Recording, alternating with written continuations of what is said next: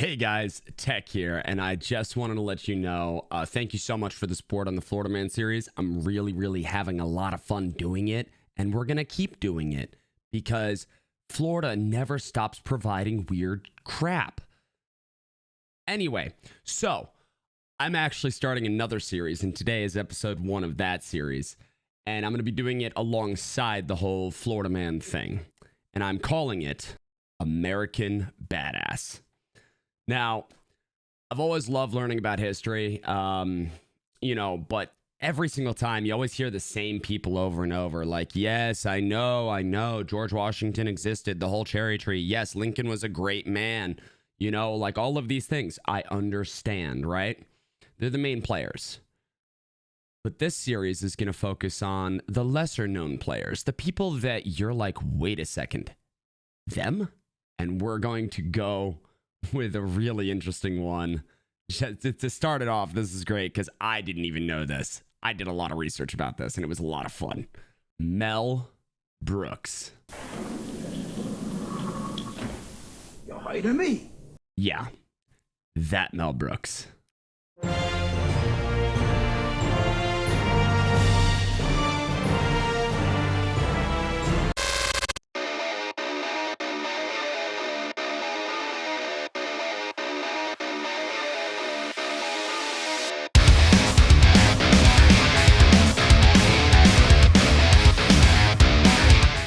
Now, I bet that most of you know Mel Brooks for Spaceballs, Robin Hood Men in Tights, which is one of my personal favorites, Young Frankenstein, another absolutely Blazing Saddles, right? The producers.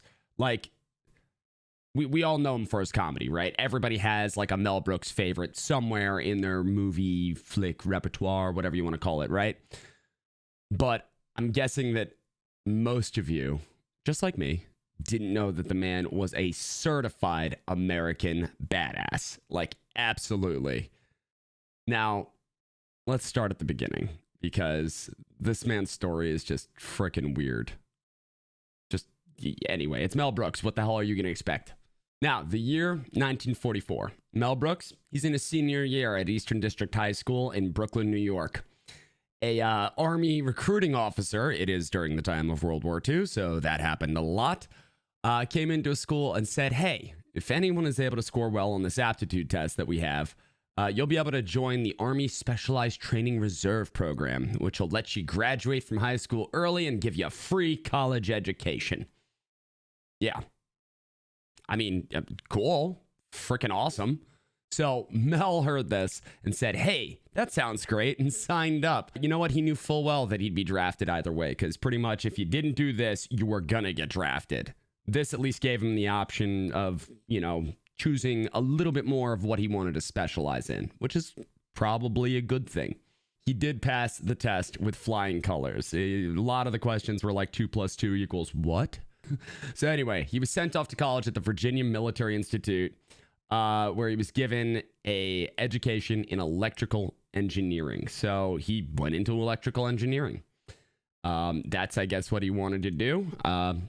Good on you, Mel Brooks. Now, remember, Mel Brooks was only 17 at the time. Then when he turned 18, he was officially in the Army. That's how it worked. And he was sent over to Fort Dix in New Jersey. Now, shortly after he was inducted there, the Army decided that, you know what? You should be in the Field Artillery Unit. So they shipped him out to FART. FART. FARTC, which was the Field Artillery Replacement Training Center. Yeah, so FART. FARTC. FARTC? FARTC. There we go. We'll call it FARTC. Anyway, so this is where Mel learned how to carry his rifle, shoot his rifle, your basic Army stuff. And it's also where he was trained how to be a radio operator, specifically an artillery radio operator. So awesome. He was really excited about it because most likely would have kept him out of combat. That is not ultimately what he ended up doing. So we fast forward to February of 1945. Mel was reassigned to the 1104th, 1104th. I'm not sure how to pronounce that. What's the proper terminology? Let me know in the comments below. The Engineer Combat Battalion in France. Now, the Army decided that he should be a combat engineer. but he was a radio operator. Apparently not. The Army said, nah, combat engineer. That's what we need you to do. So, for anybody who doesn't know what combat engineers did in World War II, those were the guys who cleared up mines. You know, the explodey things, the things that, blew up fucking tanks. Yeah, that. Yeah. More on that later. Now, while in France, Mel was taught how to safely unearth landmines, and yes, Mel Brooks unearthed landmines while he was in the Army. Yogurt. May the Schwartz be with you. Yeah, Yogurt from Spaceballs dealt with landmines. Okay? He did this during the Battle of the Bulge, by the way. Like, the man is literally certified badass. Anyway, so how does one clear up landmines and find them in the first place during World War II? Well, don't worry. They taught him how to do that very safely. When I was 18, I was in the regular Army, and at VMI I had studied electrical engineering, cosines, tangents, slide rules. I knew. And the Army said, well, since he studied engineering, we'll put him in the combat engineers. So they did. And what do? You take a bayonet and you look for mines, planted mines. And they could blow up a tank. I mean, they're big, they're telemines.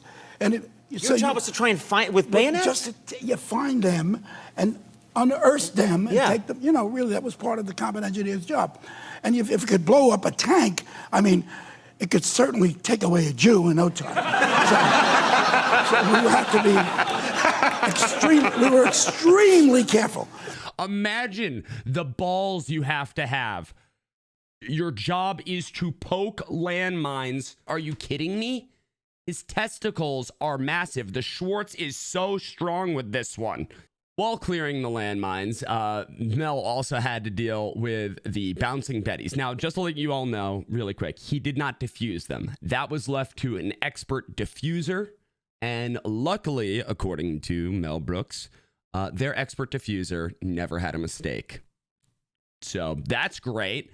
Now, bouncing Bettys. These were tripwire-based bombs that Mel Brooks had to clear out, and he was taught that if you ever heard the tick sound of them about to go off, you had to drop to the ground because they exploded outwards. They didn't explode in a big circle. It was conical.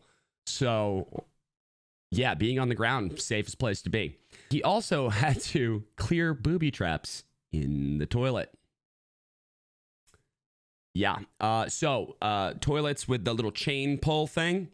So Germans used to rig those. So then when you pull that, it would explode and you'd die.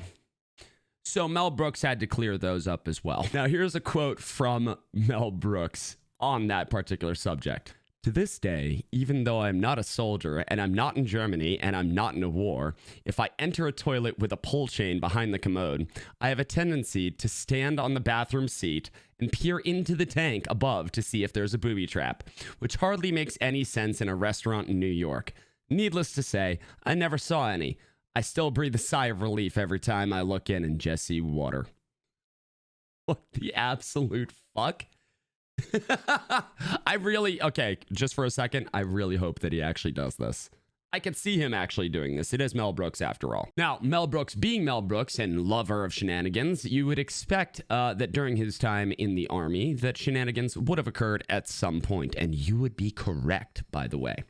One night, somewhere outside of Bad Homburg, near Remagen, we were putting together an erector set to put it over a stream so that trucks could cross the creek. And I heard, it was at night, it was late at night, it's true, and I heard, ja, ja, ja, ja, reingeschwut was vieles, or something. Ja, ja. I said, they're singing, the Germans, they're singing. So I said, oh, what the hell? I picked up a big megaphone and I said, tut, tut, tut, say goodbye. Hey, don't cry, Tootsie, don't cry. And at the end of my song, I heard, now, according to Mel Brooks, during his time in the Army, This occurred. One day, I was out on patrol with my platoon, and we found a case of German Mauser rifles near an old railway siding.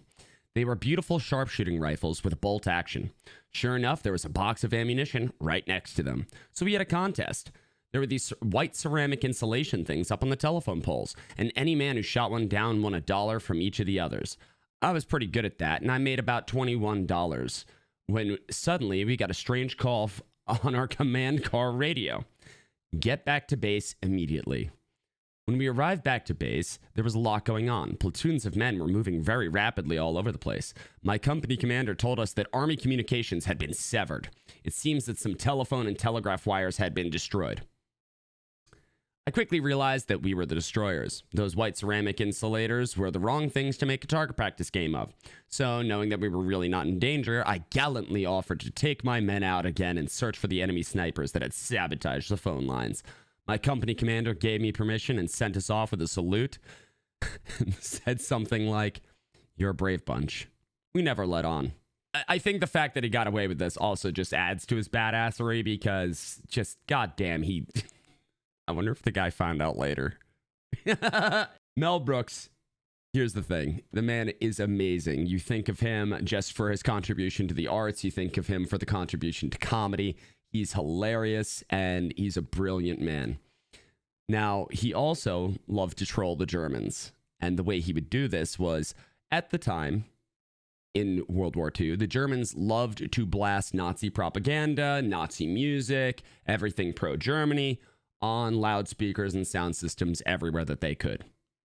So Mel Brooks decided to either sing Jewish songs through a loudspeaker, because if you don't know, Mel Brooks is Jewish, or play Jewish musicians on a makeshift sound system that he had put together just to flip the Nazis the bird in just an extra special way, which just, once again, another tick for the badass.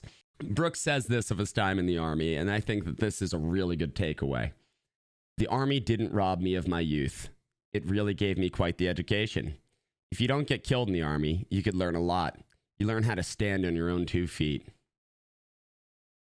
Seriously, though, this guy's an American badass, and let's just be fucking thankful that not only did he make it out of the war, but I wonder how many lives, those guys were, responsible for saving, for clearing up mines.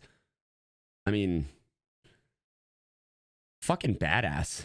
Now, guys, thank you so much for watching this video. If you like the video, make sure to leave a like, comment, do all the algorithm-friendly things because it really helps me, and it would be awesome.